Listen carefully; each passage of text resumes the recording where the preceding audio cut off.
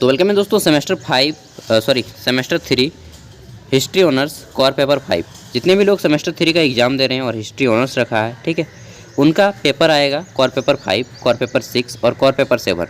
ठीक है, तो आज हम लोग करने वाले हैं कोर पेपर 5, जो कि 2023 के एग्ज़ाम में पूछा गया पेपर है। एंड आप झारखंड की किसी भी यूनिवर्सिटी से हों, यहाँ तक कि भारत के किसी भी यूनिवर्सिटी से हों, अगर आपका सब्जेक्ट सेमेस्टर 3 में दिल्ली सल्तनत है, यानी कि दिल्ली सल्तनत से रिलेटेड आपके सब्जेक्ट को पढ़ना है, तो डेफिनेटली दोस्तों यहीं से क्वेश्चन आएंगे, इसी टाइप से क्वेश्चन आएंगे। आप देख के जाइए, डेफिनेटली आपके एग्ज़ाम में बहुत ज़्यादा क्वेश्चन भिड़ेंगे। तो समय 3 घंटा दिया जाता है, फुल मार्क्स 80 और किसी किसी यूनिवर्सिटी में 100 होता है। ठीक है, तो चलिए देख लेते हैं। इस पेपर में आपको ऑब्जेक्टिव और सब्जेक्टिव दोनों प्रकार के क्वेश्चन देखने को मिलेंगे। पहले आपके पेपर जो है ग्रुप ए और ग्रुप बी दो भागों में बांटा गया है। ठीक है, ग्रुप ए आपका 16 मार्क्स का है एंड ग्रुप बी आपका 64 मार्क्स का है। ग्रुप ए में 8 ऑब्जेक्टिव हैं क्वेश्चन और 4-4 मार्क्स के 2 क्वेश्चन हैं। देखते जाएंगे, समझते जाएंगे, आंसर करते जाएंगे। तो आप लोग कॉपी पेन लेके बैठ जाइए, ठीक है, क्योंकि आपके एग्ज़ाम के पॉइंट ऑफ व्यू से बहुत ही इंपॉर्टेंट हो जाते हैं ये सभी क्वेश्चन। तो पहला है दिल्ली सल्तनत का क्वेश्चन कि गुलाम वंश ने दिल्ली सल्तनत की सत्ता पर कब से कब तक शासन किया। ठीक है, इंग्लिश में जो लोग कंफर्टेबल है वो इंग्लिश में पढ़ते जाएंगे। How long did the slave dynasty control the power of Delhi Sultanate. ठीक है, तो इसका राइट आंसर हो जाएगा 1206 से 1290 तक शासन किया स्लेव डायनेस्टी ने, यानी कि गुलाम वंश ने। नेक्स्ट देखते हैं अगला क्वेश्चन, क्वेश्चन नंबर बी। इसमें पूछा गया है कि कुतुबुद्दीन ऐबक को दास्तां से कब मुक्ति मिली। दास्तां मतलब होता है कि गुलामी। ठीक है, तो कुतुबुद्दीन ऐबक को गुलामी से कब मुक्ति मिली। When did Qutubuddin Aibak get freedom from slave. तो राइट आंसर हो जाएगा कुतुबुद्दीन ऐबक को जो है गुलाम से मुक्त कर दिया गया 1208 ईस्वी में। सभी क्वेश्चन नोट करते जाएंगे, बहुत ही इंपॉर्टेंट है आपके एग्जाम के पॉइंट ऑफ व्यू से। सी नंबर है, इसमें पूछा गया है कि कुतुबुद्दीन ऐबक ने दिल्ली सल्तनत की राजधानी किसे बनाया। Qutubuddin Aibak made which city the capital of Delhi Sultanate. ठीक है, तो कुतुबुद्दीन ऐबक ने दिल्ली सल्तनत की राजधानी बनाया लाहौर को। लाहौर अभी कहाँ है, तो लाहौर अभी जो है आपका पाकिस्तान में है। नेक्स्ट देखते हैं अगला क्वेश्चन, क्वेश्चन नंबर डी। इसमें पूछा गया है कि अलाउद्दीन खिलजी का मूल नाम क्या था। ठीक है, what was the original name of Alauddin Khilji. तो अलाउद्दीन खिलजी का जो वास्तविक नाम था उसको बोलते हैं अली गुरसाप। ठीक है, अली गुरसाप, ऑप्शन 1। आगे देखते हैं अगला क्वेश्चन। इसमें पूछा गया है कि किसने स्वयं को सिकंदर ए सानी कहा। Who called himself as Sikandar e Sani. तो सिकंदर ए सानी खुद को किसने कहा था। अलाउद्दीन, फिरोज शाह खिलजी, बलवन, इनमें से कोई नहीं हो जाएगा दोस्तों। ठीक है, क्योंकि अलाउद्दीन खिलजी ने कहा था स्वयं को सिकंदर ए सानी, यानी कि दूसरा सिकंदर या दूसरा अलेक्जेंडर। तो नॉन ऑफ दीज कर दीजिएगा और आंसर में लिख दीजिएगा अलाउद्दीन खिलजी। ठीक है, उसने ही स्वयं को सिकंदर ए सानी कहा था। आगे देखते हैं क्वेश्चन नंबर एफ। इसमें पूछा गया है कि गैर मुसलमान, जितने भी लोग गैर मुसलमान थे, यानी कि हिंदू, चाहे बुद्धिस्ट, चाहे क्रिश्चियन, ठीक है, मुसलमान छोड़ के अदर जितने भी धर्म के लोग थे, तो उनसे एक टैक्स वसूला जाता था। ठीक है, जितने भी मुसलमान छोड़ के अदर कास्ट के लोग, अदर धर्म के लोग रहते थे, उनसे एक जो है टैक्स वसूला जाता था। उसको क्या बोला जाता था, उसी को बोला जाता था जजिया कर। ठीक है, जजिया। आगे देखते हैं जी नंबर। इसमें पूछा गया है कि सल्तनत कालीन मुख्य भूमि पर जो कृषि पर टैक्स लगाया जाता था, उस टैक्स का क्या नाम था। ठीक है, तो सल्तनत काल में दिल्ली सल्तनत में कृषि की भूमि, खेती की जो भूमि होती थी, उस पर एक टैक्स लिया जाता था, कर लिया जाता था, और कर का नाम बताना है। ठीक है, what was the main land agriculture tax during the सल्तनत। ठीक है, तो उस समय जो टैक्स लिया जाता था उस टैक्स को बोला जाता था खराज। क्या बोला जाता था, खराज, ऑप्शन 1। नेक्स्ट देखते हैं एच नंबर क्वेश्चन। इसमें पूछा गया है कि दिल्ली सल्तनत के एकमात्र सुल्तान का नाम बताइए जिसने अपनी आत्मकथा लिखी। Name the only one king of Delhi सल्तनत हु रॉट हिज ऑटोबायोग्राफी। ठीक है, तो अपनी आत्मकथा खुद लिखा था फिरोज शाह तुगलक ने। ठीक है, यहाँ पे ऑप्शन 4 हो जाएगा, फिरोज शाह तुगलक, ऑप्शन 4। ठीक है, अगला क्वेश्चन देखते हैं आई नंबर। इसमें पूछा गया है कि मोहम्मद बिन तुगलक के देवगिरी का नया नाम क्या रखा। मोहम्मद बिन तुगलक के, तुगलक ने होना चाहिए यार। What was the new name given to Devagiri by Muhammad bin Tughlaq. तो मोहम्मद बिन तुगलक ने जो दोस्तों देवगिरी का नया नाम रखा था दौलताबाद। क्या रखा था, दौलताबाद, ऑप्शन 1, ठीक है। आगे देखते हैं जे नंबर क्वेश्चन। तो क्वेश्चन तो 8 बोले हैं जी, लेकिन यहाँ पे टोटल आपके 10 क्वेश्चन ऑब्जेक्टिव में दिए गए हैं। तो इसमें पूछा गया है कि भक्ति आंदोलन के प्रवर्तक कौन थे।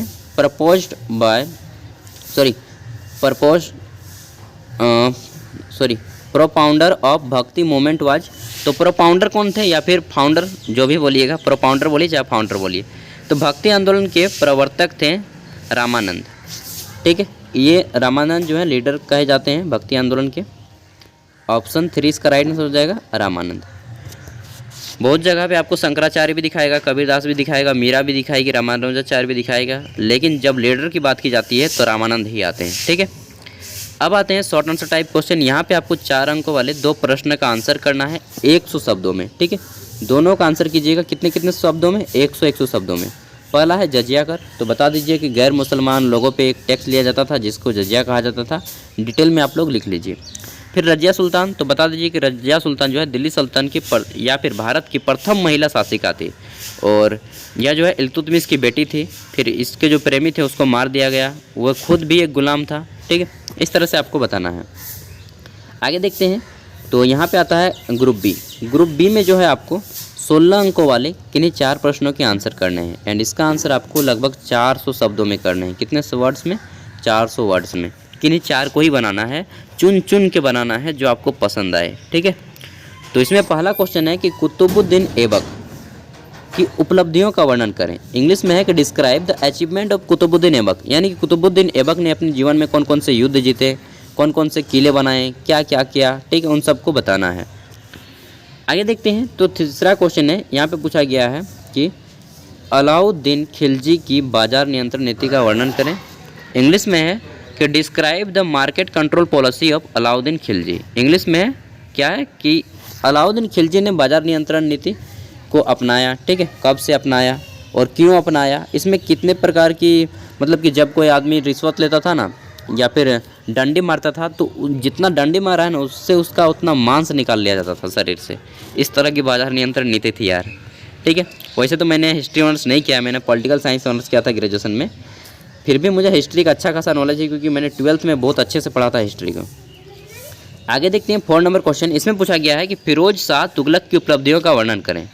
इंग्लिश में है कि describe the achievement of Firoz Shah Tughlaq. तो जब भी आपको उपलब्धि के बारे में पूछा जाए, किसी भी राजा या किसी भी सुल्तान के बारे में या किसी भी व्यक्ति के बारे में, तो उन्होंने पूरे जीवन में अपने क्या क्या किए, युद्ध जीते, कितने किले बनवाए, मकबरा बनवाए, ठीक है, किसको मारा, क्या क्या किया, वही सब लिखना है, ठीक है।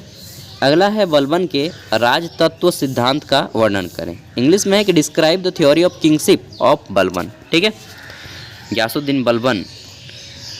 आगे देखते हैं। तो क्वेश्चन है 6 नंबर। इसमें पूछा गया है कि भक्ति आंदोलन पर निबंध लिखें। मस्त क्वेश्चन है भक्ति आंदोलन। तो बता दीजिए कि दक्षिण भारत में जो है अलवार और नयनार 2 संत थे। भक्ति आंदोलन की स्थापना रामानंद ने की, ठीक है, और इसको बढ़ाया बहुत सारे लोगों ने, रामानुजाचार्य, और सब पे थोड़ा थोड़ा सा पॉइंट लिख दीजिए, मीराबाई, ठीक है, कबीरदास। आगे देखते हैं 7 नंबर क्वेश्चन। इसमें पूछा गया है कि मोहम्मद बिन तुगलक के चरित्र एवं नीतियों की विवेचना करें। इंग्लिश में है कि discuss the character and policy of Muhammad bin Tughlaq, ठीक है। तो मोहम्मद बिन तुगलक जो था, क्या था, ठीक है, सबसे पहले क्या था, फिर कैसे ये शासन किया, इन सब चीज़ों को बताना है। और उन्होंने जो अपने राज्य में शासन करते थे, टैक्स कितना कलेक्ट करते थे, जनता को किस प्रकार संतुष्टि देते थे, इन सब चीज़ों को बताना है, ठीक है। आगे देखते हैं 8 नंबर क्वेश्चन। इसमें पूछा गया है कि दिल्ली सल्तनत के पतन के क्या कारण थे। What were the causes of decline of Delhi Sultanate. तो दिल्ली सल्तनत का पतन क्यों हो गया, इन सब चीज़ों के बारे में बताना है कि इसमें योग्य शासक की कमी आ गई, ठीक है, इस तरह से। और अगर आप क्वेश्चन नंबर 9 को बनाते हैं तो इसमें आपको किन्हीं 2 प्रश्नों के आंसर करने होंगे, ठीक है। प्रत्येक क्वेश्चन आपका 8 मार्क्स का है, यानी कि इसका वर्ड आपको 200 शब्दों में करना है। पहला है मंगोल आक्रमण, ठीक है, मंगोल इन्वेशन। दूसरा है आपका सूफीवाद क्या है, सूफिज्म। तीसरा है आपका सल्तनतकालीन स्थापत्य कला, और चौथा है आपका सिकंदर लोदी। तो इन 4 में से किसी 2 टॉपिक पे आपको लिखना है अगर आप क्वेश्चन नंबर 9 को बनाते हैं। बाकी जितने भी क्वेश्चन हैं सभी बहुत ही इजी हैं, आप इजीली इसे सॉल्व कर सकते हैं, ठीक है। थोड़ा सा पढ़िए फिर भी आप इसे सॉल्व कर सकते हैं अगर आपने पहले शुरू में आर्ट्स लिया, और अगर आपने शुरू में आर्ट्स नहीं लिया है कॉमर्स या साइंस लिए थे तो आपको थोड़ा सा मेहनत करने की ज़रूरत है, ठीक है। बाकी इसका PDF का लिंक वीडियो का डिस्क्रिप्शन में मिल जाएगा। साथ ही जो आपको स्टडी मटेरियल भी हमारे चैनल पे अवेलेबल करा दिया गया है, आप वहाँ से भी देख सकते हैं, ठीक है। तो मिलते हैं नेक्स्ट वीडियो में, तब तक के लिए बाय। एंड इसी तरह से मैं और पेपर 6, 7 जेनरिक इलेक्टिव एंड सेक का पेपर, सब का पेपर आपको यहाँ पे दे दूंगा। आप हमारे साथ जुड़े रहिए, पूरा का पूरा ग्रेजुएशन मैं कंप्लीट करके आपको दूंगा, ठीक है। तो मिलते हैं नेक्स्ट वीडियो में। कुछ भी डाउट हो कमेंट करके पूछिएगा, कुछ भी चाहिए, ज़रूरत हो, सलाह हो, एडवाइस हो, जो भी हो यार पूछ सकते हैं आप, ठीक है। फ्रीडम है आप। तो मिलते हैं नेक्स्ट वीडियो में। Thank you for watching this video and bye bye. Take care your health. स्वस्थ रहिए, मस्त रहिए।